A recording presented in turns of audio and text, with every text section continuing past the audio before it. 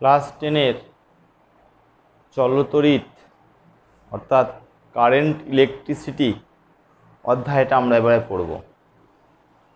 আজকে আমরা এই অধ্যায়ের মেন যে ভিত্তি সেই জায়গাটি পড়ব, যে চলতড়িৎ কী, তড়িৎ কী, তড়িতের মধ্যে বিভিন্ন রকমের ক্রিয়াশীল বল, তড়িৎ বিভব, তড়িৎ চালক বল, এগুলি মেনলি শিখব আমরা। প্রথমে আমরা জানব তড়িৎ আধান কী। চ্যাপ্টারটা পড়তে গেলে প্রথমেই তড়িৎ আধানের কথা জানতে হবে। কয়েকটা টার্ম আমরা পড়ব বললাম। তড়িৎ আধান, তোমাদের প্রত্যেকের এরকম ছোট্ট একটি অভিজ্ঞতা আছে, শীতকালেতে মাথা আঁচড়ার পর বা যখন আমরা সোয়েটার পরি তখন দেখবে লোমগুলো খাড়া হয়ে দাঁড়িয়ে যায়। যেখানে সোয়েটারের ধার নিয়ে যাওয়া হবে এইভাবে, সেখানটা লোমগুলো দাঁড়িয়ে যায়। বা শীতকালেতে মাথা আঁচড়ার সময় যখন ছোট ছোট কাগজের টুকরোর কাছে যদি ওই চিরুনিটাকে ধরা হয়, সেই কাগজের টুকরোগুলি চিরুনির সঙ্গে আটকে যায়। এখন স্বাভাবিকভাবেই আমাদের মনে একটা কোশ্চেন আসছে যে কেন এরকম হয়। এটার হিস্ট্রি আছে একটা। এটা বহুদিন আগে খ্রিস্টপূর্বাব্দে, মানে খ্রিস্টপূর্ব প্রায় 600 খ্রিস্টপূর্বাব্দে বিজ্ঞানী নয়, তখন তো আর বিজ্ঞানী ছিল না, তখন সব দার্শনিক ছিল। তখন দার্শনিক বলা হতো। দার্শনিক থেলস বলে একটা দার্শনিক, তিনি আম্বার মানে কি, আম্বারটা হচ্ছে পাইন গাছের যে আঠা, শক্ত আঠা, সেই আঠাটা হচ্ছে জমে যেয়ে শক্ত হয়ে যেতে হবে, কঠিন, সেই আঠাটা হচ্ছে আম্বার। সেই আম্বারটাকে যদি পশম দিয়ে ঘষা হয় তাহলে এই আম্বারটি হালকা হালকা জিনিসগুলোকে আকর্ষণ করতে পারে, কাগজের টুকরো। এটা তিনি দেখেছিলেন খ্রিস্টপূর্বাব্দে। তারপরে তখনকার দিনে তো বিজ্ঞানের অত প্রসার ছিল না, দিয়ে বহু বছর পর মানে খ্রিস্টপূর্বাব্দে চলে গেছে, প্রায় 1500 খ্রিস্টাব্দে আমরা চলে এসেছি। 1540-44 এই সময়ে চলে এসেছি আমরা, 1500 ঘরেতে চলে এসেছি। তখন আমরা বিজ্ঞানী গিলবার্ট, তিনি বেশ কিছু পরীক্ষা করলেন। তিনি দেখছেন যে শুধুমাত্র এই যে আম্বার নয়, এরকম অনেক পদার্থই আছে যেগুলির মধ্যে একটা ছোট্ট অচৌম্বকীয় পদার্থ, কিন্তু প্রথমেই বলে নিই, অনেক অচৌম্বকীয় পদার্থ আছেন। আম্বার ছাড়া অনেক অচৌম্বকীয় পদার্থ আছেন, যারা এরকম ছোট্ট হালকা ঘষার পর, তাকে দিকে যে ঘষার পর, পশম দিয়ে যদি ঘষার পর তাদের কিন্তু ছোট ছোট হালকা জিনিসকে আকর্ষণ করতে পারে। হ্যাঁ স্যার, এই যে আকর্ষণ বা বিকর্ষণ বল হচ্ছে, তাহলে কোনো একটা বস্তুকে কোনো হালকা বস্তুর কাছে যখন আনছি, তাহলে হালকা বস্তুর আকর্ষণ হচ্ছে, তাহলে দুটো বস্তুই নিশ্চয়ই তড়িতাহিত, নাহলে আকর্ষণ হবে না। এখন এই যে তড়িতাহিত হচ্ছে, কেন এই আকর্ষণ করলো বললাম, যে কেন এই আকর্ষণটা হচ্ছে, তার কারণ ওই বস্তুটা মধ্যে তড়িৎ আধান আছে। আমরা একটা ছোট জিনিস জানি যে সম আধান পরস্পরকে বিকর্ষণ করে আর বিপরীত আধান পরস্পরকে আকর্ষণ করে। তাহলে তড়িৎ আধান থাকলে কোনো একটা বস্তু অপর বস্তুকে, দুটো বস্তুর মধ্যে কিন্তু তড়িৎ আধান থাকতে হবে, না থাকলেও চলবে। একটি বস্তু অন্য বস্তুকে আহিত করে দেবে তড়িৎ আধানে, বিপরীত আধানে আহিত করবে। যদি অলরেডি দুটো বস্তুর মধ্যে তড়িৎ আধান থেকে থাকে, তাহলে যদি এক জাতীয় হয় পরস্পরকে বিকর্ষণ করবে, আর যদি বিপরীত জাতীয় হয় পরস্পরকে আকর্ষণ করবে। আর এমন যদি হয় একটি বস্তুর মধ্যে তড়িৎ আধান আছে আর একটি বস্তুর মধ্যে তড়িৎ আধান নাই, এরকম কোনো তড়িৎ আধান থাকা বস্তুটিকে তড়িৎ আধান না থাকা বস্তুটির কাছে যদি নিয়ে যাওয়া হয়, অবশ্যই তড়িৎ আধান না থাকা বস্তুটিকে তড়িৎ আধান থাকা বস্তুটি আকর্ষণ করবে সবসময়, বিকর্ষণ করবে না। বিকর্ষণ কখন করবে? যদি অলরেডি দুটোর মধ্যে একই আধান থেকে থাকে। তাহলে আহিত যখন করবে কোনো একটা বস্তু, তড়িতাহিত বস্তু অপর বস্তুকে যখন আহিত করবে, সে অবশ্যই সেই বস্তুটিকে তার বিপরীত আধানে আহিত করবে, কখনই একই আধানে আহিত করবে না। আমরা কিন্তু স্পর্শ করাচ্ছি না, কাছে নিয়ে যাচ্ছি, তাতেই আকর্ষণ করছে। ব্যাপারটা বোঝো। তাহলে তড়িতাধান এই বস্তুটির মধ্যে ধরে নাও এটার মধ্যে একটা তড়িতাধান আছে। তড়িতাধান কী? তড়িতাধান হচ্ছে এমন একটি ভৌত অবস্থা, ভৌত ধর্ম অবস্থা বলবো না, যার জন্য বস্তুতে কোনো তড়িৎগ্রস্ত বা অনাহিত যাই হোক না কেন বস্তুর মধ্যে আকর্ষণ বা বিকর্ষণ বলের সৃষ্টি হবে, মানে কোনো একটা বলের সৃষ্টি হবে। কি বললাম?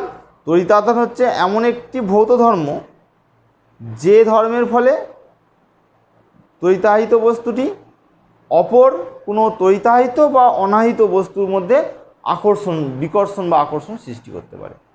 আকর্ষণ কখন হবে বলেছি, যদি দুটো বস্তুই আহিত হয়, তড়িৎগ্রস্ত হয়, একজনের অন্যজনের সমান আধান হয়, তাদের মধ্যে বিকর্ষণ হতে পারে। যদি বিপরীত আধান হয় তো আকর্ষণ করবে। এখন যদি তড়িৎ অনাহিত কোনো বস্তুর মধ্যে নিয়ে যাওয়া হয়, তড়িৎ অনাহিত বস্তুটিকে সবসময় আকর্ষণই করবে বলেছি। তাহলে মোটামুটি তড়িতাধান কি বুঝলে? তড়িতাধান হচ্ছে এমন একটা অবস্থা, ধর্ম, যে ধর্মের জন্য অন্য বস্তুকে কোনো একটা বল প্রয়োগ করছে, সে আকর্ষণ বল হতে পারে, বিকর্ষণ বল হতে পারে। এখন কোনো একটা বস্তুর মধ্যে কতটা তড়িৎ আছে এটা কিন্তু তড়িতাধানের মানের দ্বারাই নির্ধারিত হয়। তড়িতাধানের পরিমাণ যদি বেশি থাকে তাহলে বস্তুটির মধ্যে বেশি পরিমাণ তড়িৎ আছে। যেহেতু এই তড়িৎ সঞ্চলনশীল নয়, কারণ এই তড়িৎ দিয়ে আমরা ল্যাম্প জ্বালাতে পারছি না, তাই এই তড়িৎটিকে বলা হবে স্থির তড়িৎ। তোমরা অনেক আগে এটা জানো, স্থির তড়িৎ। এখন চলতড়িৎ নিয়ে আমরা এখানে পড়ব। তাহলে আগে স্থির তড়িৎ সম্বন্ধে বুঝি, তারপরে চলতড়িতে যাব। স্থির তড়িৎ সম্বন্ধে ধরে নেবো আমরা। চলতড়িতের ক্ষেত্রে আমরা ধরে নিচ্ছি কোনো একটা তড়িতাধান চলছে না, দাঁড়িয়ে আছে, তাহলে আগে স্থির তড়িৎ সম্বন্ধে জানতে হবে। স্থির তড়িতের ঘটনাগুলি চলতড়িতে ঘটে, স্থির তড়িৎ সম্বন্ধে আমাকে আগে জানতে হবে। তাহলে আমি এখানে এখন পর্যন্ত পড়েছি কি, তড়িতাধান কি বুঝে নিয়েছো নিশ্চয়ই। বলেছি তড়িতাধান কোনো বস্তুর মধ্যে কতটা আধান আছে, সেই আধানটা তড়িতাধানের মানে কতটা পরিমাণ তড়িৎ আছে সেইটা তড়িতাধানের মান দ্বারা জানা যায়। কোনো বস্তুতে কতটা তড়িৎ আছে তা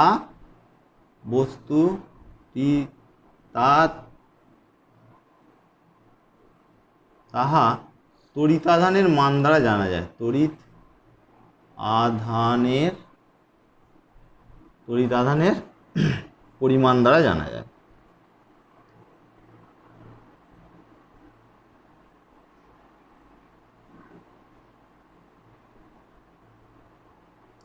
ঠিক আছে, এটা বোঝা গেল। তাহলে এখন বললাম দুটো সম আধান কি করবে বলেছি, বিকর্ষণ করবে, আর বিপরীত আধান কি করবে, বিপরীত আধান পরস্পরকে আকর্ষণ করবে। সম আধান পরস্পরকে বিকর্ষণ করবে, বিপরীত আধান পরস্পরকে আকর্ষণ করবে। এই যে বিপরীত আধান স্যার, এদের কি নাম হবে স্যার? তাহলে বিপরীত আধানগুলো একটা নাম দিতে হবে। এই বিপরীত জাতীয় আধানকে একটাকে বলা হয় ধনাত্মক আধান, আর একটাকে বলা হয় ঋণাত্মক আধান। ধনাত্মক আধান আর ঋণাত্মক আধান, দু প্রকারের আধান আমরা পেলাম, একটা হচ্ছে ধনাত্মক, একটা ঋণাত্মক। যদি দুটোই ধনাত্মক আধান হয় পরস্পরকে বিকর্ষণ করবে, যদি দুটোই ঋণাত্মক আধান হয় পরস্পরকে বিকর্ষণ করবে, যদি একটি ধনাত্মক একটি ঋণাত্মক হয় তাহলে পরস্পরকে আকর্ষণ করবে। স্যার আকর্ষণ বা বিকর্ষণ তো করবে বুঝলাম, কিন্তু কতটা বলে করবে সেটা কী করে বুঝবো? কতটা বলে আধানগুলি পরস্পরকে আকর্ষণ করবে সেটা জানার জন্য একটা সূত্র পড়তে হবে। সেই সূত্রটি হচ্ছে কুলম্বের সূত্র। আমরা এখন কুলম্বের সূত্র পড়ব।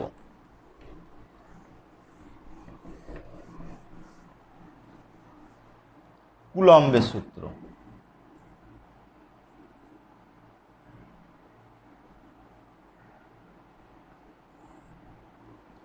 কুলম্বের সূত্র কি বলছে? বলছে দুটি, আমরা এটা বলি একটু, আধান বলতে না বৃহৎ আধান বোঝাবো না, সবসময় বিন্দু আধানকে বোঝাবো। বিন্দু আধান। এখন ধরে নিচ্ছি দুটি বিন্দু আধান আছে আমার কাছে, তারা একই আধানে আহিত, একই, দুজনই পজিটিভ আর দুজনই নেগেটিভ, মানে পরস্পরকে বিকর্ষণ করাবো। এখন এই যে দুটি সমজাতীয় আধান, দুটি স্থির বিন্দু আধান পরস্পরকে যদি সমজাতীয় হয় বিকর্ষণ করবে, বিপরীতজাতীয় হলে আকর্ষণ করবে। ভুল হলো, হ্যাঁ ঠিকই বলছি। দুটো বিপরীতজাতীয় আধান হলে পরস্পরকে আকর্ষণ করবে, দুটো সমজাতীয় আধান হলে পরস্পরকে বিকর্ষণ করবে। তাই দুটি বিন্দু আধান নিয়েছি একই মানের, পরস্পরকে একই মানের নাও হতে পারে। আচ্ছা, দুটি বিন্দু আধান, তাদের পরস্পরকে একটা নির্দিষ্ট দূরত্বে রেখেছি, তাদের মধ্যে আকর্ষণ বা বিকর্ষণ যে কোনো একটা বল অনুভূত হবে। সে অনুভূত বলটা ওই দুটি আধান নিয়েছিলাম, ওই আধান দুটির মানের গুণফলের সমানুপাতিক, মধ্যবর্তী দূরত্ব এবং আধান দুটির মধ্যবর্তী দূরত্বের বর্গের ব্যস্তানুপাতিক। তাহলে সূত্রটা কি হলো? সূত্রটা আমি লিখছি না, তোমরা বই থেকে, যে কোনো বই থেকে পেয়ে যাবে। দুটি স্থির বিন্দু আধানের মধ্যে পারস্পরিক আকর্ষণ বা বিকর্ষণ বল আধান দুটির গুণফলের সমানুপাতিক এবং আধান দুটির মধ্যাকার দূরত্বের বর্গের ব্যস্তানুপাতিক। ব্যাপারটা বোঝো। বলছে দুটো বিন্দু আধান আছে, একটা হচ্ছে Q1, একটা হচ্ছে Q2, একটা Q1 একটা Q2। তাদের মান আমি জানি না, ধরে নিচ্ছি পরস্পর একই আধানে আহিত, প্লাস আধানে আহিত, মানে পরস্পরকে বিকর্ষণ করবে। তারা পরস্পর দুটো বিন্দু A আর Bতে অবস্থিত। A এবং B এর মধ্যবর্তী সরলরৈখিক যে দূরত্ব সেটা হচ্ছে R। তাহলে Q2 Q1, তাহলে এদের মধ্যবর্তী যে আকর্ষণ বল F, বিকর্ষণ বল, তাই তো, বিকর্ষণ বল যেহেতু একই আধান, বিকর্ষণ বল F proportional to Q1 Q2, দুজনের গুণফলের সমানুপাতিক। আর একটা বলছে কি F প্রপোর্শনাল টু 1/r², মধ্যবর্তী দূরত্বের বর্গের ব্যস্তানুপাতিক। আকর্ষণ বা বিকর্ষণ বল মধ্যবর্তী দূরত্বের বর্গের, এখানে যদি বিকর্ষণ আছে বিকর্ষণ বল। তাহলে এখানে ক্ষেত্রে কি, এখানে স্থির বিন্দু আধান বলেছি, তাহলে এখানে ধরে নিচ্ছি আটটা স্থির, আর এখানে কি Q1 ও Q2 স্থির। এদের স্থির রাখার পরে আরেকটা ভ্যারিয়েবল করলে তাদের মধ্যে দূরত্ব আকর্ষণ বলটা পাবো। এটাও ভ্যারিয়েবল, এটাও ভ্যারিয়েবল করলে তো হবে না। তাহলে এখন যদি Q1 Q2 ও R চলরাশি হয়, তাহলে কি হবে? তাহলে যৌগিক ভেদের নিয়ম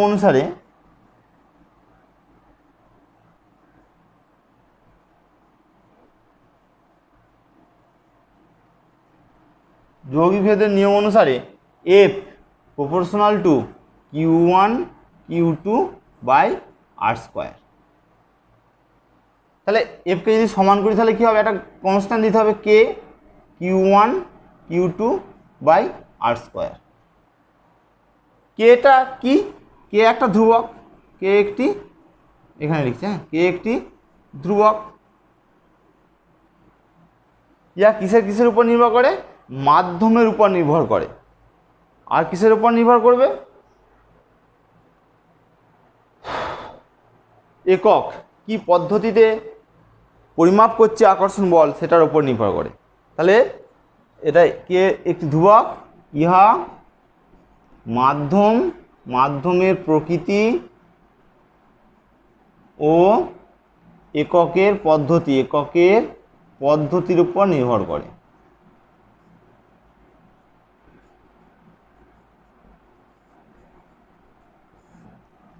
মাধ্যমের ভেদ্যতা বলা হয়। এখন দুটি আধান যদি শূন্য মাধ্যমে থাকে, মাধ্যমটা যদি শূন্য মাধ্যম নেওয়া হয় বা বায়ু মাধ্যম, শূন্য বা বায়ু মাধ্যম, শূন্য মাধ্যমেই বলা উচিত, কিন্তু আমরা বায়ু মাধ্যমও বলি, বায়ু মাধ্যমকেও ধরে নিই শূন্য মাধ্যম। যদিও কিন্তু বায়ুর পরিবাহিতা আছে খুব কম, কিন্তু আছে, শূন্য মাধ্যমে কোনো পরিবাহিতাই নাই। আমি ধরে নিচ্ছি পরিবাহিতাহীন একটি মাধ্যম, যেখানে বিন্দু আধানগুলো পরিবাহিত হবে না, এক জায়গায় স্থির থাকবে, মানে শূন্য মাধ্যম বা বায়ু মাধ্যমের কথা বলছি। তাহলে শূন্য মাধ্যম বা বায়ু মাধ্যমের ক্ষেত্রে কে এর মান সিজিএস পদ্ধতিতে 1 ধরা হয়। তাহলে শূন্য বা বায়ু মাধ্যমে কে এর মান 1 ধরা হয়, কিন্তু এখানে কি না সিজিএস এককে, সিজিএস এককে মানটা আমরা 1 ধরি। প্রকৃতপক্ষে কে এর মান বায়ুর ক্ষেত্রে যদি বলি, আমি বায়ুর ক্ষেত্রে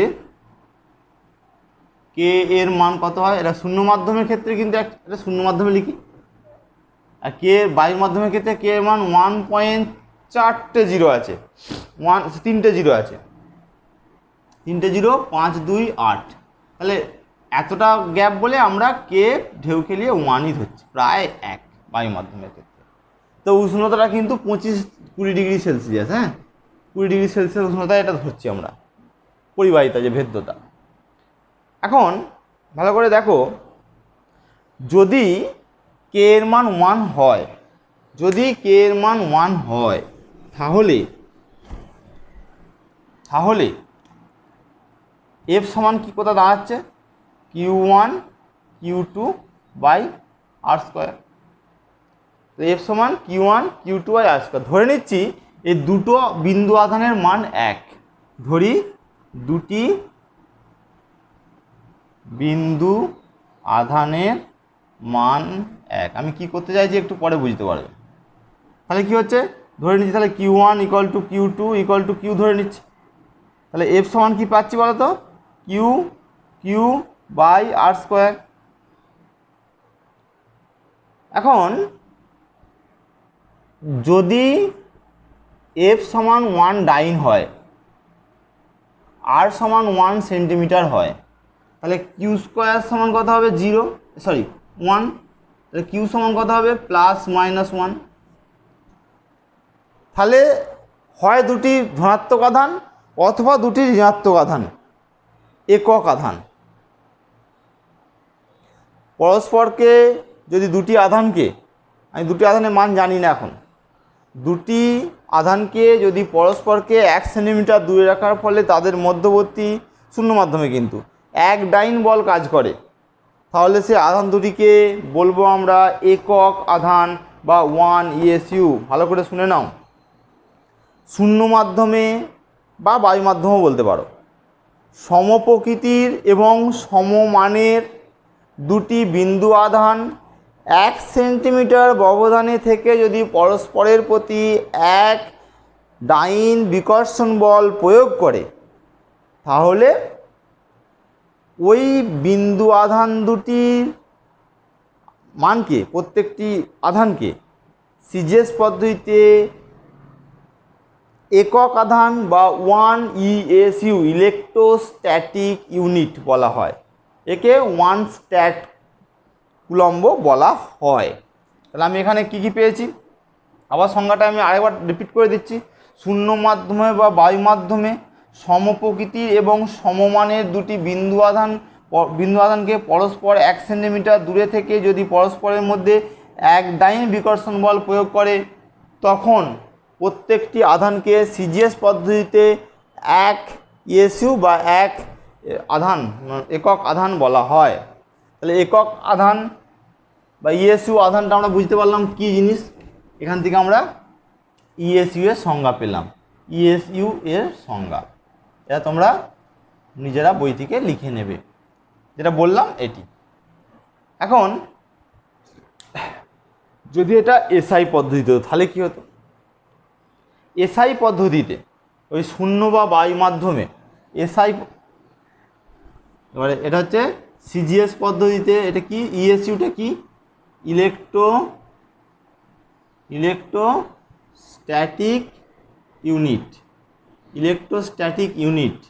এটা হচ্ছে সিজিএস পদ্ধতিতে আধানের একক, সিজিএস পদ্ধতিতে আধানের একক। স্যার এসআই পদ্ধতিতে আধানের একক কি, পদ্ধতিতে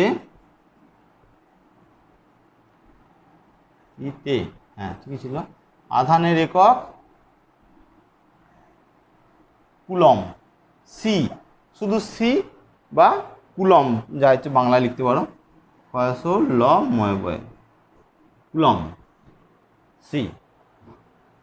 এখন এটা ডেফিনেশন তাহলে কী হবে, আমি সেই একই রকম ডেফিনেশন যদি এখানটায় আসি, এফ সমান Q one Q two by r square, আগে যে ঘটনাটা ঘটেছিলাম তা এক ধরে নিচ্ছি দুটো বিন্দু আধানের মান এক সমান কিউ, যেটা লিখেছিলাম একটু আগেই মুছে দিলাম, তাহলে এফ সমান কি পেয়েছিলাম, Q square by r square.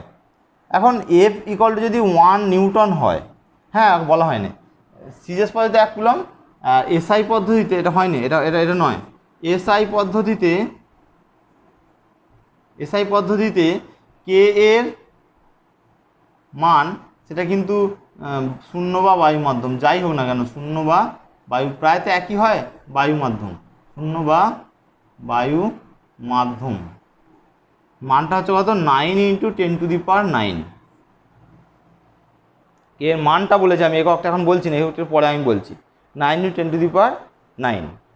তাহলে এসআই পদ্ধতিতে সমীকরণটা কীরকম হবে, এফ সমান কে এর মান থাকবে 9 × 10⁹ Q square by r square. এখন ভালো করে দেখো, এফ সমান যদি 9 × 10⁹ হয়, নিউটন হয়, আর সমান যদি 1 মিটার হয়, তাহলে কী পাচ্ছি আমরা, কিউ স্কোয়ার ইকুয়াল টু 1, তাহলে কিউ ইকুয়াল টু +-1, তাহলে সেই আগের ডেফিনেশন অনুসারে আমরা চলে যাচ্ছি আবার, দুটি সমজাত শূন্য বা বায়ু মাধ্যমে দুটি সমজাতীয় সমমানের তড়িতাধানকে 1 মিটার দূরে রাখলে তারা যদি পরস্পরকে 9 × 10⁹ নিউটন বলে বিকর্ষণ করে, তাহলে সেই আধান দুটির মানকে এসআই পদ্ধতিতে একক আধান বা 1 কুলম বলা হয়, বা 1 কুলম্বের মানের সমান। ঠিক আছে, তাহলে আমরা এখন কুলম্বের সংজ্ঞাটাও পেলাম, সংজ্ঞাটা করে নেবেন নিজে নিজে, ঠিক আগের মতনই হলো। এখন কুলম্বের সঙ্গে সিজিএসের সম্পর্ক কী, 1 কুলম্ব মনে রাখবে সমান 3 × 10⁹ ESU, 1 কুলম্ব সমান 3 × 10⁹ ESU মান। কারণ কে এর একক কী, কে এর একক আমি এসআই পদ্ধতিতেই করি, কে এর একক এসআই পদ্ধতিতে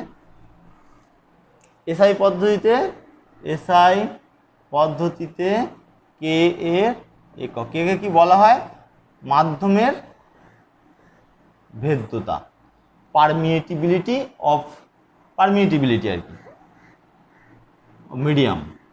আচ্ছা কে এর কী হবে তাহলে, কে সমান কী হচ্ছে, F r square by Q square, তার মানে U r square by Q square, তাহলে এফ হচ্ছে কি, তাহলে কে এর একক কী হবে, এসআইতে কে এর একক সমান এফ মানে হচ্ছে newton into metre square by coulomb square সমান newton metre square coulomb to the power -2, এটা হচ্ছে কে এর একক। তোমরা মোটামুটি আমাদের যে কুলম্বের সূত্র সেটা বুঝলে। এখন দুটো তড়িতাধানকে, এর কোশ্চেন এগুলো পড়ে কুলম্বের সূত্র থেকে, দুটো তড়িতাধান আছে, দুটোই 5 সম আধানের আর কি, 5 ESU আধান পরস্পর থেকে আর দূরত্বে অবস্থান করছে, তাদের মধ্যবর্তী বিকর্ষণ বল F।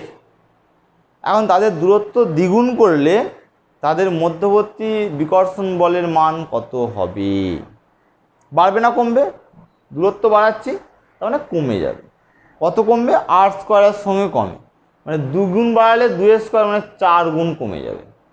নিশ্চয়ই এই নিয়মগুলো তোমরা জানো যে দ্বিগুণ যদি আমি তাদের মধ্যবর্তী দূরত্ব বাড়িয়ে দিই তাহলে 4 গুণ তাদের মধ্যবর্তী বিকর্ষণ বলটা হ্রাস পেয়ে যাবে। যদি বিপরীত আধান হতো তাহলে আকর্ষণ বলের কথা আসতো। তাহলে এটা একটা কোশ্চেন যে Q1 Q2 মানটা দেওয়া রয়েছে বা ফিক্সড, এখন আর দূরত্বে তাদের মধ্যে আকর্ষণ বল F, 2r দূরত্বে তাদের মধ্যে আকর্ষণ বল কত, এটা হচ্ছে কোশ্চেনটা কথা, অ্যান্সারটা কথা হবে না 2r দূরত্বে তাদের মধ্যে আকর্ষণ বলটা হবে F/4,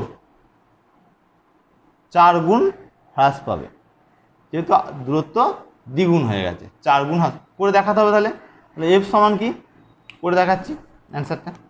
এফ সমান কি Q1 Q2 by r square.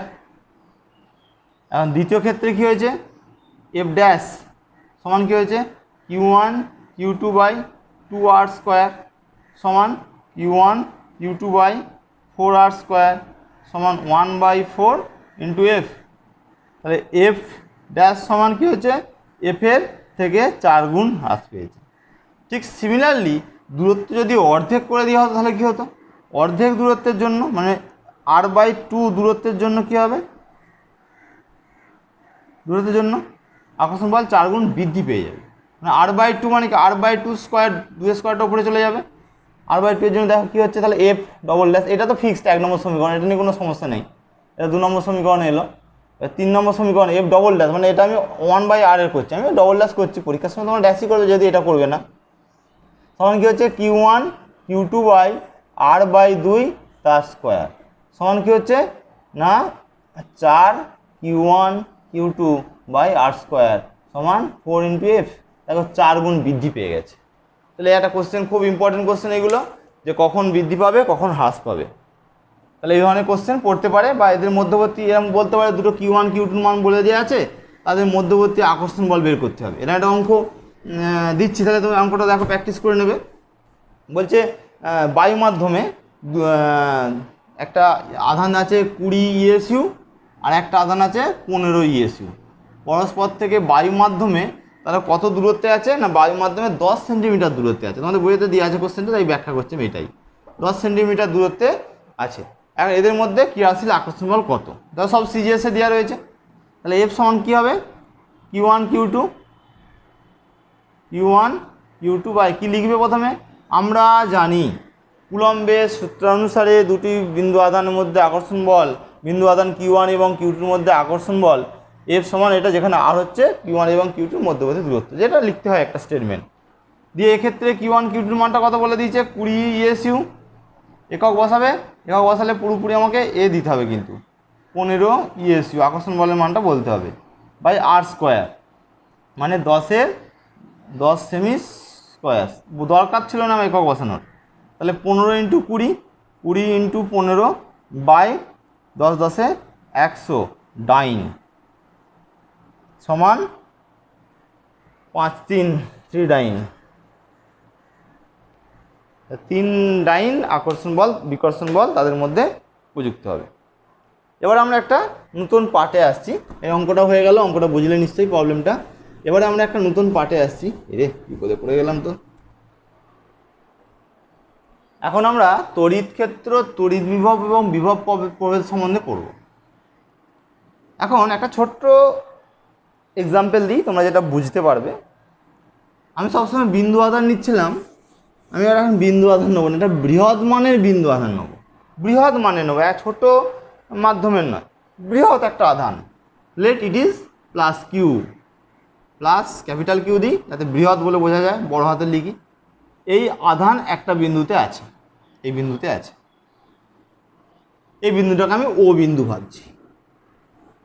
এখন এই বিন্দু থেকে কিছুটা দূরত্বে, এই দূরত্বে একটা যদি প্লাস Q1 আধানের একটি মানকে বসানো হয়, এটা এ বিন্দু ধরে নিচ্ছি। এদিকটাও আরও মান লিখতে পারি আমি। যদি বসানো হয় তাহলে কি হবে, এরা পরস্পরকে কী করবে, বিকর্ষণ বল অনুভব করবে। এখন বিকর্ষণ বল অনুভব করবে যেটা, সেটা ধরে নিচ্ছি এফ, দুটো বিন্দু আধান পরস্পরকে বিকর্ষণ বল অনুভব করবে। তাহলে সেটা হচ্ছে এক্সপেরিমেন্টাল বোঝানো যাবে। সেটা F1 বিকর্ষণ বল অনুভব করছে, ওই দিকে চলে যাচ্ছে। কোন বরাবর যাচ্ছে না, ও এ বরাবর যাচ্ছে, ও এ বরাবর F1 বিকর্ষণ বল প্রয়োগ করছে এবং Q1, এটা তো ফিক্সড, এটাও ফিক্সড করেছিল, এটা হালকা যেহেতু এটা আস্তে আস্তে সরে সরে সরে সরে দিকে চলে যাবে বিকর্ষণ করে করে। এখন সিমিলারলি যদি এখানে একটা মাইনাস কিউ আধান রেখে দেওয়া হতো,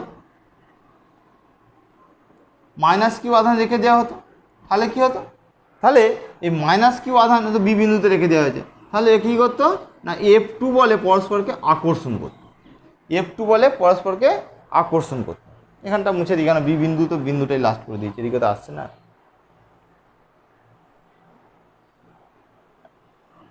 ঠিক আছে, তা কি বললাম, প্লাস আধান, এটা যদি প্লাস কিউ আধান পরস্পরকে বিকর্ষণ করেছে, ওইদিকে চলে গেছে, আকর্ষণ করেছে, এদিকে এসেছে। তাহলে এই প্লাস কিউ এর কত দূর পর্যন্ত এই আকর্ষণ বা বিকর্ষণটা দেখা যাবে? যে কোনো বিন্দুতে, মানে এখানে লাগলো যা, আমবাগে লাগলো যা, কলকাতা লাগলো কি তাই, সেখানেও আকর্ষণ বিকর্ষণ হবে না। একটা নির্দিষ্ট ক্ষেত্র পর্যন্ত প্লাস কিউ তার প্রভাব পরিলক্ষিত করতে, মানে দেখাতে পারবে। যে ক্ষেত্র পর্যন্ত প্লাস কিউ কোনো পজিটিভ ধনাত্মক ক্ষুদ্র আধানকে বিকর্ষণ করবে বা ঋণাত্মক কোনো আধানকে আকর্ষণ করবে, ক্ষুদ্র আধানকে, যে ক্ষেত্র পর্যন্ত, সেই ক্ষেত্রটাকে বলবো তড়িৎ ক্ষেত্র। তাহলে প্লাস কিউ একটা তড়িৎ ক্ষেত্র থাকবে, এই তড়িৎ ক্ষেত্র। এই তড়িৎ ক্ষেত্রের বাইরে যদি কোনো বস্তুকে রাখা হয়, তাহলে সে কিন্তু প্লাস কিউ এর দ্বারা কোনো রকমের প্রভাবিত হবে না, কোনো রকমের বল অনুভূত করবে না। যদি এই ক্ষেত্রের ভিতরে রাখা হয় তাহলে সে করবে। এরকম ক্ষেত্র মানে আমি একটা গোল করে দিয়েছি, মানে এরকম ভেবো না এটা একটা কোনো ক্লিয়ার কাট লাইন, এটা কিন্তু কোনো ক্লিয়ার কাট লাইন নয়, এটা একটা অঞ্চল, বিস্তীর্ণ অঞ্চল। সেই অঞ্চল জুড়ে তার মধ্যে একটা আকর্ষণ বল আছে। এর ক্ষেত্রে বিস্তীর্ণ অঞ্চল, বিস্তীর্ণ অঞ্চল মানে বিশাল অঞ্চল, যেন বোঝো না জানো, এই মোটামুটি এর যতটুকু ক্ষেত্র আছে, এটা হচ্ছে তড়িৎ ক্ষেত্র। এখন এই তড়িৎ ক্ষেত্রের মধ্যে যখন কোনো বস্তুকে রাখছি, সে আকর্ষণ বা বিকর্ষণ বল অনুভূত হচ্ছে। এখন এটা তাহলে বুঝে নিলে তড়িৎ ক্ষেত্রের ব্যাপারটা।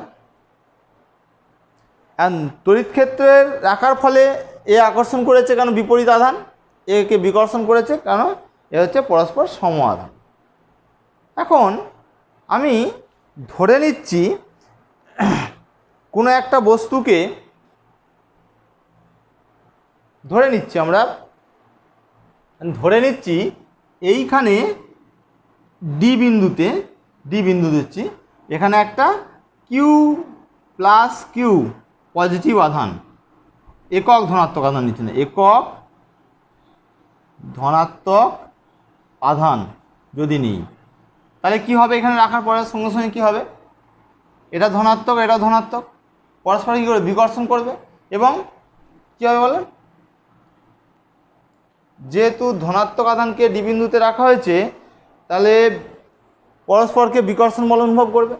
আমি এখন এই বিকর্ষণ বল অনুভূত যেটা হচ্ছে, আমি এমন একটা এখানে আছে, এখান থেকে আমি জোর করে কী হচ্ছে, আমি এর দিকে সরিয়ে নিয়ে আসছি, এই বরাবর ডিও বরাবর সরিয়ে আনছি। তাহলে কী হবে, আমাকে কাজ করতে হবে, কারণ বিকর্ষণ বলের বিরুদ্ধে আমাকে এটাকে নিয়ে আসতে হচ্ছে, তাহলে আমাকে কাজ করতে হচ্ছে। সে ধরে নাও সেখান থেকে আমি এখানে ই বিন্দুতে নিয়ে এসে স্থাপন করেছি, তাহলে এখান থেকে যখন এখানে আনছি, তাহলে যে পরিমাণ কার্য করলাম সেই কার্যটা গেল কোথায়, সেই কার্যটা এইখানে যে আধানটা নিয়েছি, ডি বিন্দুতে যে আধানটা ছিল, সেই আধানটার মধ্যে সঞ্চিত হতে আরম্ভ করলো স্থিতিশক্তি হিসাবে। এখানে স্থিতিশক্তি হিসাবে এই যে কার্যটা আমি করেছিলাম, সেই কার্যটা সঞ্চিত হতে আরম্ভ করেছে। এখন যদি এই বিন্দুতে আমি বস্তুটাকে ছেড়ে দিই, কী হবে, বস্তুটা কী হবে, আবার এদিকে আসতে শুরু করবে, বিকর্ষণ করছে তো, পরস্পর এদিকে সরে আসতে আরম্ভ করবে। এটা কিসের প্রভাবে হচ্ছে, এই যে স্মৃতিশক্তিটা সঞ্চিত হয়েছিল, এই স্মৃতিশক্তিটা আস্তে আস্তে গতিশক্তিতে রূপান্তরিত হচ্ছে। সেই গতিশক্তিটাই কিন্তু আস্তে আস্তে আস্তে আস্তে এই আধানটাকে, একক ধনাত্মক আধানটাকে ডি বিন্দুর দিকে, মানে ওডি পথে আসতে বাধ্য করছে। তাহলে স্থিতিশক্তি হিসাবে সঞ্চিত হচ্ছে, আবার সেটা গতিশক্তি হিসাবে তাকে বিকর্ষণ করছে বলে বেরিয়ে চলে আসছে। স্থিতিশক্তি সঞ্চিত হচ্ছে কখন, আমি যে জোর করে বিকর্ষণ বলের বিরুদ্ধে তাকে একটা অন্য বিন্দুতে, ওই কিউ ওয়ানের কাছাকাছি, ও বিন্দু কাছাকাছি স্থাপন করার চেষ্টা করলাম, তার জন্য যে কাজ করলাম, সেই কাজটা স্থিতিশক্তি রূপে সঞ্চিত হয়েছে। এখন আমরা জানি, যখন স্থিতিশক্তি গতিশক্তি ক্লাস 9-এ পড়েছে, তোমরা দেখেছো, মাটিতে যখন কোনো বস্তু পড়ে যায়, তার গতিশক্তি শূন্য ধরা হয়, স্থিতিশক্তিটাই সর্বোচ্চ ধরা হচ্ছে। এইখানে ভূমিতে যখন পড়ে থাকছে, তার স্থিতিশক্তি তখন শূন্য ধরা হয়, গতিশক্তি তো থাকবেই না, অভিকর্ষ বলের প্রভাবে স্থিতিশক্তি শূন্য। এখন এর ক্ষেত্রে, আধানের ক্ষেত্রে কি ধরবো, আধানের ক্ষেত্রে তড়িৎ ক্ষেত্র যেটা বলেছি, এই তড়িৎ ক্ষেত্রের বাইরে যে কোনো আধানের স্থিতিশক্তিকে শূন্য ধরি আমরা। তড়িৎ ক্ষেত্রের বাইরে যে কোনো আধানের শক্তিকে আমরা স্থিতিশক্তি ধরি, এই শূন্য ধরি, এটাকে আমরা অসীম দূরত্ব বলি। তাহলে অসীম দূরত্বে স্থাপিত কোনো একক ধনাত্মক আধানকে তার স্থিতিশক্তি শূন্য। তড়িৎ ক্ষেত্রের কোনো একটি বিন্দুতে স্থাপন করতে যে পরিমাণ কার্য করতে হয় সেই কার্যটা কি হচ্ছে ওই তড়িৎ ক্ষেত্রের ওই বিন্দুতে তড়িৎ বিভব। তড়িৎ ক্ষেত্রে ওই বিন্দু, তাহলে কি বললাম, এইখানে একটা আধান নিয়েছি আমি, এটা হচ্ছে অসীম দূরত্ব। আমি বলেছিলাম অসীমের ডেফিনেশান নিজের মতো করে দিতে হবে। অসীম মানে which you can not reach. অসীম আমার ক্ষেত্রে এখান থেকে মুম্বাই এখনই যাওয়া সম্ভব না, আমার কাছে কিন্তু এখনও মুম্বাই অসীম। এখন আমি কলকাতার বাইরে কোনো দিন যাইনি, কলকাতা ভুবনেশ্বর এইগুলোর বাইরে কোনো দিন যাইনি, আমি মুম্বাই কোনো দিন যাইনি, তাহলে এটা আমার কাছে অসীম। কিন্তু একটা পিঁপড়ের কাছে, আমার কাছে আমার বাড়ির 5টা বা 2-4টে বাড়ি কিন্তু আমার কাছে অসীম নয়, কিন্তু একটা পিঁপড়ের কাছে সেটা অসীম। মানে অসীমটা রিলেটিভ ব্যাপার। আমি ওই যে ছোট্ট করে বলি which you can not reach, যেটা তুমি করতে পারবে না, যেটা তুমি পৌঁছাতে পারবে না, সেটাই তোমার কাছে অসীম। তাহলে একটা আধান এখানে আছে যে কোনো আকর্ষণ বা বিকর্ষণ অনুভব করছে না, ধরে নেবো এটাই অসীম দূরত্বে আছে। হয়তো 1 সেন্টিমিটার দূরত্ব হতে পারে, 2 সেন্টিমিটার দূরত্বও কিন্তু হতে পারে। এখন সেই অসীম দূরত্বে তার স্থিতিশক্তির মান 0 ধরেছি। স্থিতিশক্তি পোটেনশিয়াল এনার্জি ই সমান 0। একে তড়িৎ ক্ষেত্রে কোনো একটা বিন্দুতে স্থাপন করছি, আর তড়িৎ ক্ষেত্রে আনতে গেলে কার্য করতে হয়েছে। সেই কার্যটা কী হয়েছে, এতে স্থিতিশক্তি পোটেনশিয়াল এনার্জি হিসাবে ওই কার্যটা সঞ্চিত হয়েছে। তাহলে এই যে পরিমাণ কার্য করতে হচ্ছে সেটা হচ্ছে এই বিন্দুর বিভব। ওই তড়িৎ ক্ষেত্রের মধ্যে ওই বিন্দুটার বিভব। এই বিন্দুর যা বিভব এই বিন্দুর তাই বিভব কিন্তু হবে না, কারণ এইখান থেকে এটা অসীম ধরে নিচ্ছি, এখান থেকে এখানে আনতে একটা বিন্দু আধানে যে পরিমাণ শক্তি কার্য করতে হবে, এখান থেকে এখানে আনতে কিন্তু একই পরিমাণ কার্য করতে হবে না। নিউক্লিয়াসের কাছে চলে এসছে, একক ধনাত্মক আধান, বিন্দু আধান মানে একক ধনাত্মক আধান, ধনাত্মক তার বিকর্ষণটা তাদের বিকর্ষণ করলে তাদের কার্য করতে হচ্ছে। তাহলে একক ধনাত্মক আধানকে এখানে আনলে যে পরিমাণ কার্য করতে হবে, এখান থেকে আনলে এখানে আনতে গেলে অনেকটা কাছে চলে এসছে, প্লাস কিউবের বেশি পরিমাণ কার্য করতে হবে। তাহলে কার্যের পরিমাণ যত বাড়ছে তার মধ্যে বিভবের মানও তত বেড়ে বেড়ে যাচ্ছে। তাহলে তড়িৎ বিভব জিনিসটা কি তোমরা বুঝতে পারলে। কোনো বিন্দু আধানের মধ্যে বিন্দু আধানকে অসীম দূরত্ব থেকে, মানে একক ধনাত্মক আধানকে অসীম দূরত্ব থেকে কোনো একটা বিন্দু আধানকে বলতে পারো, কোনো একটা তড়িৎ ক্ষেত্রে কোনো একটি বিন্দু স্থাপন করতে যে পরিমাণ কার্য করতে হয় সেটা হচ্ছে তার সেই বিন্দুতে ওই তড়িৎ ক্ষেত্রে তড়িৎ বিভব। এখন বিভব প্রভেদটা কি? বিভব প্রভেদ বলছে, ধরো দুটো বিন্দু নিয়েছি আমরা, ভালো করে ব্যাপারটা শোনো। দুটো বিন্দু নিয়েছি, তড়িৎ ক্ষেত্রের মধ্যে অবস্থিত দুটো বিন্দু, এই তড়িৎ ক্ষেত্রটার মধ্যে অবস্থিত ধরে নিচ্ছি। একটা বিন্দু হচ্ছে আর, একটা বিন্দু এস, এটা আর, এটা এস। এর তাহলে বিভব আছে, let it is V r and let it is V s. দুটোর বিন্দু আধানের বিভবগুলো বলে দিলে, এটা তড়িৎ বিভব কিন্তু, হ্যাঁ এটা তড়িৎ বিভব, এটাও তাই তড়িৎ বিভব। এখন এখানে একটি প্লাস একক ধনাত্মক আধানকে আমি রেখেছি। একক ধনাত্মক আধানকে অসীম দূরত্ব থেকে, মানে এটা মানেটা কি, ভিআর মানেটা কি, একক ধনাত্মক আধান আছে অসীম দূরত্ব থেকে এখানে স্থাপন করেছি, ভিআর পরিমাণ কার্য করতে হয়েছে। এসের ক্ষেত্রে এটা কি, অসীম দূরত্বের মধ্যে আছে আমার, সেটাকে আমরা স্থাপন করেছি এখানেতে, আমাকে কাজ করতে হয়েছে প্লাস কিউ পরিমাণ, ওই ভিএস পরিমাণ আমাকে কার্য করতে হয়েছে। এখন যদি এরকম হয়, একটা একক ধনাত্মক আধানকে এই বিন্দু থেকে এই বিন্দুতে নিয়ে আসছি, আর বিন্দু থেকে এস বিন্দুতে নিয়ে আসছি, কী পরিমাণ কার্য করতে হবে? তাহলে একটা তড়িৎ ক্ষেত্র, এটা এখানে হচ্ছে ভিআর, এটা ভিএস, আমি এই বিন্দু থেকে এই বিন্দুতে নিয়ে আসতে চাইছি, এটা ভিআর, এটা হচ্ছে ভিএস, এখান থেকে এখানে আনতে কী পরিমাণ কার্য করতে হবে? নিশ্চয়ই এদের মধ্যবর্তী যে বিভব তার পার্থক্যটা, মানে উল্টো দিক থেকে বলছি, এবার আমরা উল্টো দিক থেকে বলছি, আর থেকে এসে নিয়ে যাচ্ছি একক ধনাত্মক আধানকে, তার জন্য যে কার্যটা সেটা হচ্ছে ভিএস মাইনাস ভিআর। আর থেকে এসে নিয়ে যাচ্ছি, আর থেকে এসে নিয়ে যাচ্ছি, তাহলে এসের বিভবটা নিশ্চিতভাবে বেশি, ভি এর বিভবটা নিশ্চিতভাবে কম, তবে তো আমি জোর করে নিয়ে যাচ্ছি। তাহলে একক ধনাত্মক আধানকে আর বিন্দু থেকে এস বিন্দুতে আনতে যে পরিমাণ কার্য করতে হচ্ছে সেটা এটা। এখন যদি কিউ পরিমাণ আধানকে নিয়ে আসতাম তাহলে কি পরিমাণ কার্য করতে হতো? একক ধনাত্মক আধানের জন্য এই কার্য। যদি কিউ পরিমাণ আধানকে নিয়ে আসা হতো তাহলে যে কার্য করতে হতো সেটার মানটা কী হতো? ডাব্লু সমান Q into VS minus VR সমান কিউ ইন্টু বিভবের পার্থক্যটাকে আমরা ভি বলছি, VRS বা ভি যা ইচ্ছা বলতে পারি। তাহলে ভি সমান কি পেলাম? ভি সমান কি পেলাম? W/Q। খুব ইম্পর্টেন্ট জায়গা এটা, ভি সমান W/Q। এখন এই যে একটা সমীকরণ আমরা পেলাম, এটা হচ্ছে এক নম্বর সমীকরণ একটা দিলাম। এই যে একটা সমীকরণ আমি দেখতে পেয়েছি, এই সমীকরণটাতে যদি Q সমান 1 হয়, W সমান যদি 1 আর্গ হয়, তাহলে ভি সমান কত হবে? 1 ESU বিভব। তাহলে ভি এর একক কি? ভি এর একক কি? ESU বিভব। সিজিএস পদ্ধতিতে বলছি, সিজিএস পদ্ধতিতে সিজিএস পদ্ধতিতে কিউ যদি 1 ESU হয়, ডাব্লু যদি 1 আর্গ হয়, তাহলে ভি সমান হচ্ছে 1 আর্গ বাই 1 ESU সমান ESU বিভব। সিম্পল ESU বিভব, 1 ESU বিভব। এটা হচ্ছে সিজিএস পদ্ধতি। এসআই পদ্ধতিতে তাহলে কী হবে স্যার? এসআই পদ্ধতিতে আমাদের কিন্তু ESU বিভবকে আমরা, এটা বলা হয় না, ESU বিভবকে কিন্তু আমরা স্ট্যাট ভোল্টও বলি, স্ট্যাট ভোল্ট। এর ডেফিনেশন কী হবে? একক ধনাত্মক একটি তড়িতাধানকে, ESU বিভব বা স্ট্যাট ভোল্টের ডেফিনেশন এটা, ESU বিভব বা স্ট্যাট ভোল্ট এর ডেফিনেশন কী হবে?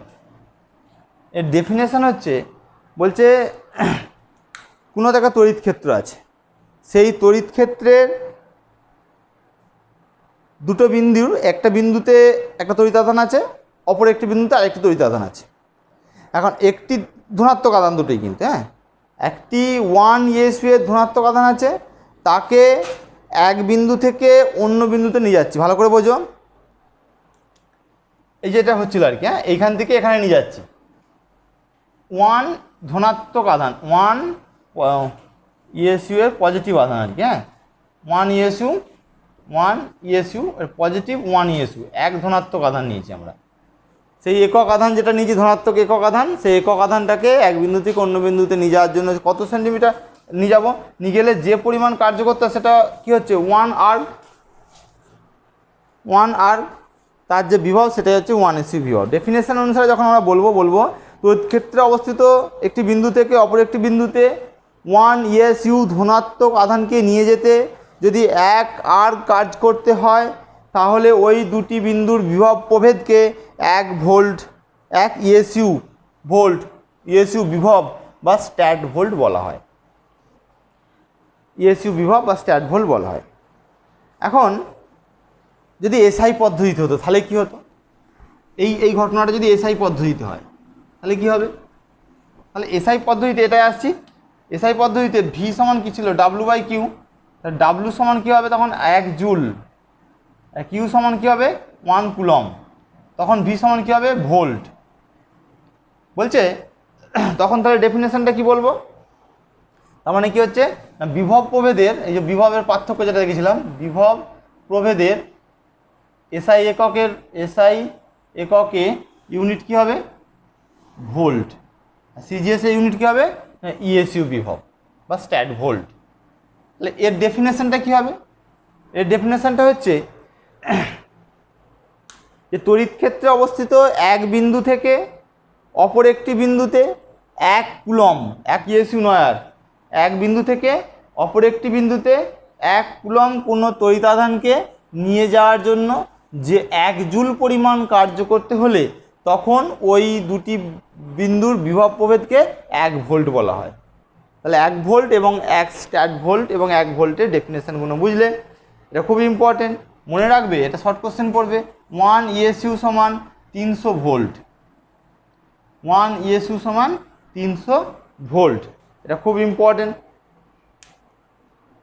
আমরা এবারে পড়ব EMF, ইলেকট্রোমোটিভ ফোর্স।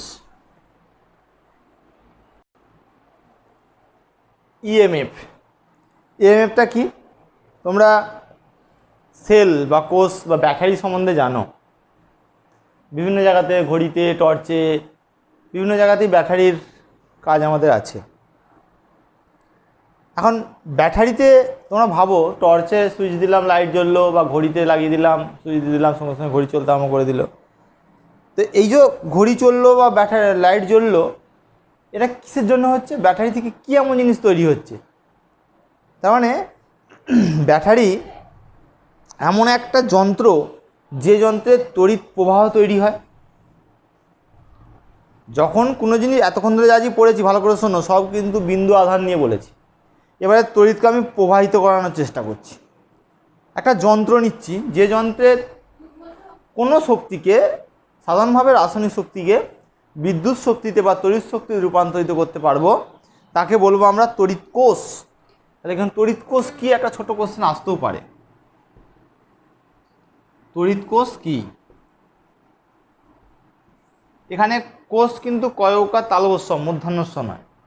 কয়কা মধ্যাহ্নস্য কোষ মানে বায়োলজির কোষ। ইংরাজিতে কিন্তু সেল, দুটোই সেল, ইলেকট্রিক সেল। যাই হোক, তাহলে এটা হচ্ছে তড়িৎ কোষ কি? এটা হচ্ছে এমন একটা ব্যবস্থা, যে ব্যবস্থার সাহায্যে অন্য কোনো শক্তিকে আমরা তড়িৎ শক্তি বা বিদ্যুৎ শক্তিতে রূপান্তরিত করতে পারি। সাধারণভাবে তড়িৎ কোষের মধ্যে রাসায়নিক শক্তিকে বিদ্যুৎ শক্তিতে রূপান্তরিত করা হয়। এখন আমরা সেই জলপ্রবাহ দেখেছি, ধরো এখানে একটা ট্যাঙ্ক আছে, আমাদের শহরে যে জলপ্রবাহ হয় সেখানে কি হয় না, জলের যে ট্যাঙ্কের একটা ট্যাঙ্ক থেকে আর একটা বিভিন্ন বাড়িতে বাড়িতে জল যায়, সেখানে কিসের ভিত্তিতে করা হয় এটা? না, এটা সমোচ্চশীলতার ভিত্তিতে। তোমরা জানো এখানে বিভিন্ন বাড়ি টাড়িগুলো আছে, ধরো এই যে পাইপ এখানে বাড়িতে আছে, ধরো বাড়িতে এখানে ট্যাপ খুলে দিলে জল পড়বে। সব কন্ডিশনটা কি ওপর থেকে নিচে আসতে হবে। কখনো এরম হয় জল নিচে থেকে উপরে যায়? যায় না। যায় সেটা হচ্ছে যন্ত্রের মাধ্যমে যদি করি তাহলে যায়, তাহলে যায় না। দমকল লাগিয়ে দিলাম, মেশিন লাগিয়ে দিলাম, তাহলে হয়। সাধারণভাবে সমোচ্চশীলতার জন্য জল উঁচু থেকে নিচুতে আসে। একইভাবে বিদ্যুৎ যখন আসবে তখনও কিন্তু সবসময় উচ্চ বিভব থেকে নিম্ন বিভবে। কিন্তু উচ্চ বিভব আর নিম্ন বিভবের কনসেপ্টটা কিন্তু এইভাবে নিলে হবে না। জলের ক্ষেত্রে উঁচু নিচু, বিভবের ক্ষেত্রে কিন্তু উঁচু নিচু নয়। বিভব একটু আগে দেখেছো, বিভব কি? সে বিভবে একটা উচ্চ বিভব আর একটা নিম্ন বিভব। এই উচ্চ বিভব এবং নিম্ন বিভবের মধ্যে বিদ্যুৎ কিন্তু প্রবাহিত হবে। সবসময় বিদ্যুৎ উচ্চ বিভব থেকে নিম্ন বিভবের দিকে গমন করবে। বিদ্যুৎ সবসময় উচ্চ বিভব থেকে নিম্ন বিভবের দিকে গমন করবে। এখন এই যে তড়িৎ কোষে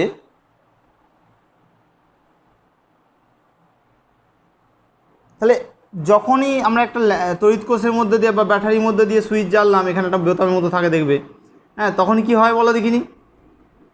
তখনই কি হয়? তখন এই লাইটটা জ্বললো, তার মানেটা কি? ওখানে নিশ্চয়ই একটা বিভবের পার্থক্য আছে, তবে এই ইলেকট্রনগুলো এক জায়গা থেকে এক জায়গায় ফ্লো হয়েছে।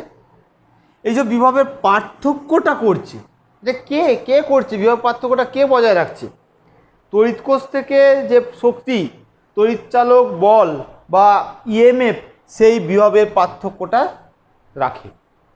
ইএমএফ কি আমি এক্ষুনি আসছি, মনে রাখবে। ইএমএফ বা ইলেকট্রোমোটিভ ফোর্স, তড়িৎ চালক বল, বাংলায় তড়িৎ চালক বল। এটা লেখা আছে বল, কিন্তু এটা প্রকৃতপক্ষে কোনো বল নয়, এটা একটা শক্তি। মনে থাকে, এটা নামটার মধ্যে বল আছে, তার মানে এটা মানে কিন্তু কোনো একটা বল নয়, এটা এক প্রকার শক্তি, মানে শক্তির সঙ্গে সামঞ্জস্যপূর্ণ, এটা কিন্তু সঙ্গতিপূর্ণ।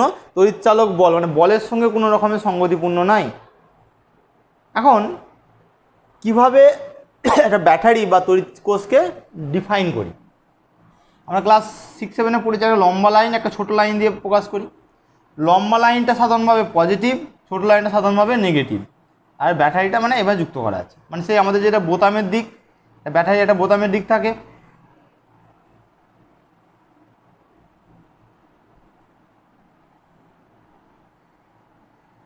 এরকম থাকে, এই বোতামের দিকটা সাধারণত পজিটিভ হয়, এদিকটা নেগেটিভ হয়, বা উল্টো উল্টো দিকে, মানে সাধারণভাবে যেটা হয় আর কি, দুটো দিকের বোঝানোর জন্য একটা বোতামের দিক থাকে, একটা এরকম শুধু একটা পাত লাগানো থাকে, দেখেছো তোমরা? তাহলে আমরা এখানে যখন আমরা ডিফাইন করবো একটা চিত্রের মাধ্যমে, তখন পজিটিভটাকে প্লাস চিহ্ন দেবো, বড় লাইনটা লিখবো সমান্তরাল দুটো লাইন, একটা ছোটো সমান্তরাল লাইন, ছোটো লাইন থাকবে, সেটা হচ্ছে নেগেটিভ। এখন বড় রেখাংশটা কোষের ধনাত্মক মেরু, ছোট রেখাংশটা তার মানে কোষের ঋণাত্মক মেরুকে প্রকাশ করছে। এখন যদি এরকম হয় দুটো প্রান্তকে একটা যুক্ত করে দিই, তাহলে একটা অবিচ্ছেদ্য অনবিচ্ছিন্ন মানে নিরবচ্ছিন্ন একটা সার্কিট তৈরি হয় বা বর্তনী তৈরি হয় যদি এইভাবে আমরা যোগ করি। দেখো A B C D E R F যদি একটা নিরবচ্ছিন্নভাবে আমরা যোগ করে দিই, হ্যাঁ, এই অবিচ্ছিন্ন এক ধরনের যে পথ, যে পথে এখানের যে ইলেকট্রন, সেই ইলেকট্রন কিন্তু এক জায়গা থেকে অন্য জায়গায় গমন করতে পারে। তাহলে ইলেকট্রন সাধারণত কী হয়, এটা পজিটিভ এটা নেগেটিভ।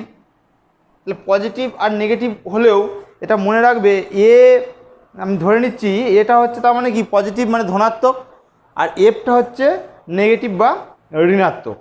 এখন এই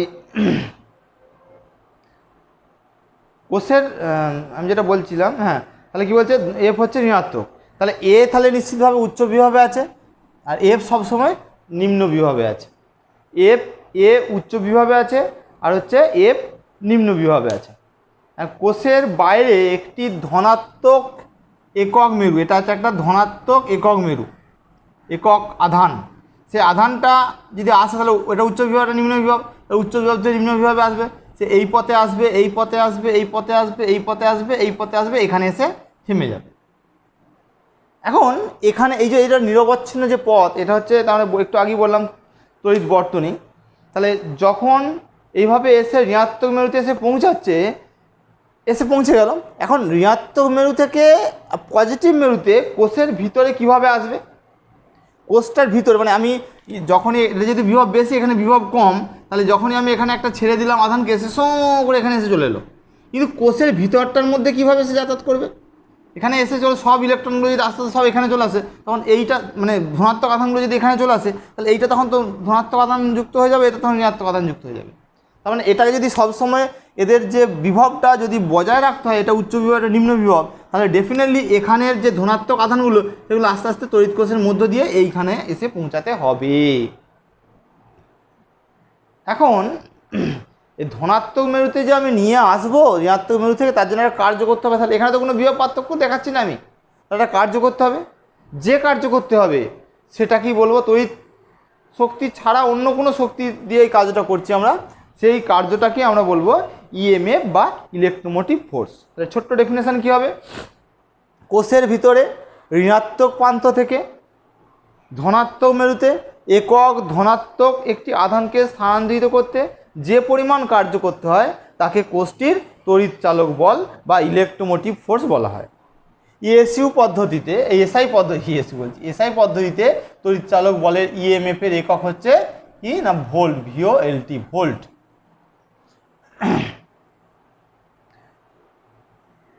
তাহলে আমার কোশ্চেন আসবে যে কোনো একটা তড়িৎ কোষের ইএমএফ সমান 1 ভোল্ট বলতে কি বোঝো, তোমার বলতে হবে তখন বলতে কি বোঝো। খুব ইম্পর্টেন্ট কোশ্চেন, এই কোশ্চেনটা এখানে বারবার আসে দেখেছি।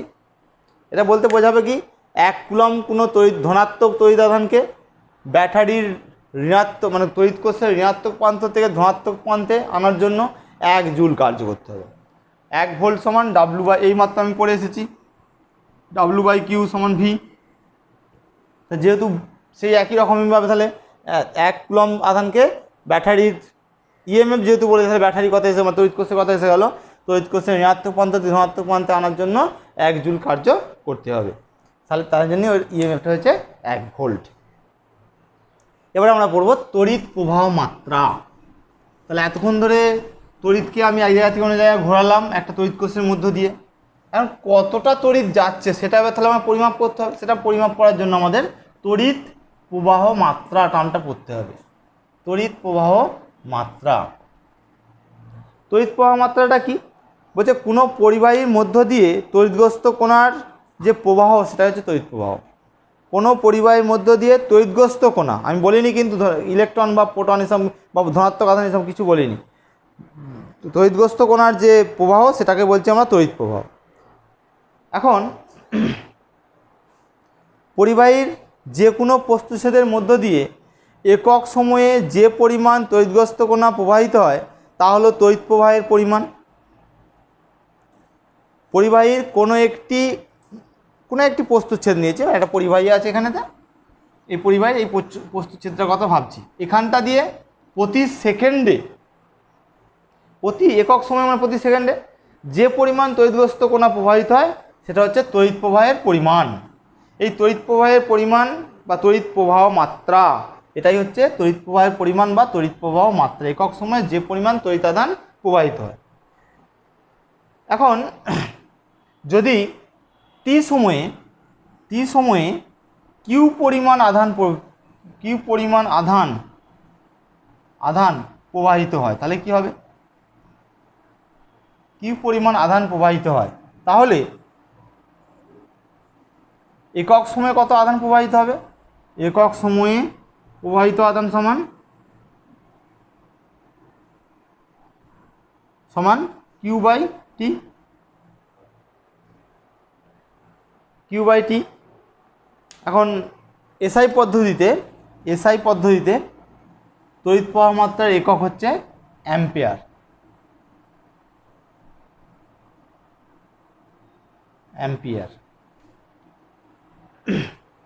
বা অময়পয়াসে অন্তস্থ 11 বলে অ্যাম্পিয়ার বা অ্যাম্পিয়ার, এ ক্যাপিটাল এ। হ্যাঁ, আমাদের যে এসআই পদ্ধতি আছে, এসআই পদ্ধতি যে মূল একক, তার মধ্যে কিন্তু তড়িৎ প্রবাহ মাত্রাও পড়ে, একে আমরা আই বলি। সেখানে তো দেখে নেবে, যখন আমরা মাত্রিক বিশ্লেষণ করব তখন আমরা আই বলবো, কিন্তু অ্যাম্পিয়ারকে আমরা এ বলি, ডিনোট করি। অ্যাম্পিয়ার মানে এ বলা হয়। তাহলে অ্যাম্পিয়ার ডেফিনেশন কী হবে? কোনো একটি পরিবাহীর একক প্রস্থচ্ছেদের মধ্য দিয়ে, কোনো একটা একক বলবো কেন, যে কোনো প্রস্থচ্ছেদের মধ্য দিয়ে 1 সেকেন্ডে যদি 1 কুলম্ব তড়িতাদান প্রবাহিত হয়, এটা কিউ যদি 1 হয়, এটা যদি 1 হয়, তাহলে এর 1 অ্যাম্পিয়ার বলবো। তাহলে কী বলছি? কোনো পরিবাহী প্রস্থচ্ছেদের মধ্য দিয়ে, যে কোনো প্রস্থচ্ছেদের মধ্য দিয়ে 1 সেকেন্ডে যদি 1 কুলম্ব তড়িৎ প্রবাহিত হয়, তাহলে তার প্রবাহ মাত্রা, সেই পরিবাহীর প্রবাহ মাত্রাকে বলবো 1 অ্যাম্পিয়ার। এখন এই প্রবাহ মাত্রা নিয়ে একটু বলা আছে। আমরা সাধারণত প্রবাহ মাত্রা কোন দিক থেকে কোন দিকে যায় বলে ভাবি? আমরা ভাবি যে একক ধনাত্মক আধান যেদিকে প্রবাহিত হয় সেটা হচ্ছে তার তড়িৎ প্রবাহ মাত্রা, সেটা হচ্ছে তার তড়িৎ প্রবাহের অভিমুখ। এখন একটা ধাতব পরিবাহীর যদি কোনো একটি প্রান্তর কথা ভাবি, যে ধাতব পরিবাহীর যে কোনো একটা জায়গার কথা, প্রান্তর কথা ভাবতে পারি, অথবা এখানে কথা ভাবতে পারি। এর বহিস্থ কক্ষে যে পরমাণুগুলো থাকে, তার যে ইলেকট্রনগুলো, সে প্রচুর সংখ্যক ইলেকট্রন আছে। সেই ইলেকট্রনগুলো, কিছু সংখ্যক ইলেকট্রন আলাদাভাবে এসে তারা গোটা পরিবাহীর মধ্য দিয়ে ঘোরাফেরা করতে পারে, সেগুলোকে বলি আমরা মুক্ত ইলেকট্রন। তাহলে যে ইলেকট্রন, ধাতব পরিবাহীর কিছু সংখ্যক ইলেকট্রন ওই পরিবাহীর পৃষ্ঠতলে বা ওই পরিবাহীর পৃষ্ঠতলেই সাধারণত ঘোরাঘুরি করতে পারে, এখানে ইলেকট্রন তার ভেতরের দিকে প্রবাহিত করতে পারবে না। তাহলে কিছু সংখ্যক ইলেকট্রন পরমাণু থেকে বেরিয়ে যাবে, যে পদার্থের মধ্যেই ঘোরাফেরা করবে, সাধারণত পৃষ্ঠতলেই ঘোরাফেরা করবে, তাকে বলি আমরা মুক্ত ইলেকট্রন। এই মুক্ত ইলেকট্রন হচ্ছে তড়িতের বাহক। এরা হচ্ছে মুক্ত ইলেকট্রন, হচ্ছে তড়িতের বাহক। এটা যেন মনে থাকে, তড়িতের বাহক হচ্ছে এই মুক্ত ইলেকট্রনগুলি। এখন পরিবাহীর দুই প্রান্তে বিভব পার্থক্য প্রয়োগ করলে মুক্ত ইলেকট্রনগুলি সবসময় কী করবে? ইলেকট্রন সবসময় কোন দিকে যাবে? একক ধনাত্মক আধান। আমি যদি এই বর্তনী কথা ভাবি, এটা যদি আমি বর্তনী কথা ভাবি, সবসময় এদিক, এটা প্লাস, এটা মাইনাস, এদিক বরাবর গেছে একক ধনাত্মক আধান। তাহলে ঋণাত্মক আধানটা কোন দিকে যাবে? নিশ্চিত উল্টো দিকে যাবে। ঋণাত্মক মানে ইলেকট্রন, তো ইলেকট্রনটাই তো ফ্লো হয়। ধনাত্মক মানে তো প্রোটন তো ফ্লো হতে পারে না। তাহলে ফ্লো হয় ইলেকট্রন, আমরা ধরে নিই প্রোটন, মানে সব কিছু ডেফিনেশান হচ্ছে প্রোটন দিয়ে, পজিটিভ দিয়ে, কিন্তু আমাদের প্রবাহিত হয় কিন্তু অ্যাকচুয়ালি ইলেকট্রন। তাহলে ইলেকট্রনের বাহক হচ্ছে, তড়িতের বাহক হচ্ছে ইলেকট্রন। তাহলে ইলেকট্রন প্রবাহিত হবে নিম্ন বিভব থেকে উচ্চ বিভবে, কারণ একক ধনাত্মক আধান সবসময় প্রবাহিত হচ্ছে উচ্চ বিভব থেকে ঋণাত্মকের দিকে, কম বিভবে, নিম্ন বিভবে। তাই ইলেকট্রনের প্রভাব হচ্ছে, প্রবাহ হবে সবসময় নিম্ন বিভব থেকে উচ্চ বিভবে। তাহলে ইলেকট্রনের যদি এইদিকে প্রবাহ, ইলেকট্রনের প্রবাহ যেদিকে হবে, তড়িৎ প্রবাহ তার উল্টো দিকে হয়, এটা যেন মাথায় থাকে। তাহলে ইলেকট্রনের প্রবাহ যেদিকে হবে, তড়িৎ প্রবাহটা তার উল্টো দিকে হবে, এটা তড়িৎ প্রবাহ। কেন? তড়িৎ প্রবাহ মানে ধনাত্মকের প্রবাহ, যেটা মানে অ্যাকচুয়ালি নেগেটিভ এদিকে যাবে, তার ধনাত্মক নিশ্চয়ই উল্টো দিকে যাচ্ছে, ধরে নেওয়া হয়। এটা কিন্তু আমাদের একটু দেখতে হবে। হ্যাঁ, এর পরের দিন আমরা কুলম্বের সূত্র, ওহমের সূত্র পড়ব। ওহমের সূত্র। আজকে আমরা অনেকগুলো বেসিক টার্ম পড়লাম, এরপর দিন আর বেসিক টার্ম নাই, এবারে আমরা পড়াশোনায় ঢুকে যাব। বেসিক টার্মগুলো আগে ভালো করে শেখো, কুলম্বের সূত্র শেখো, তারপরে আমরা ওহমের সূত্রে যাব। এর পরের দিন আমরা ওহমের সূত্র পড়ব।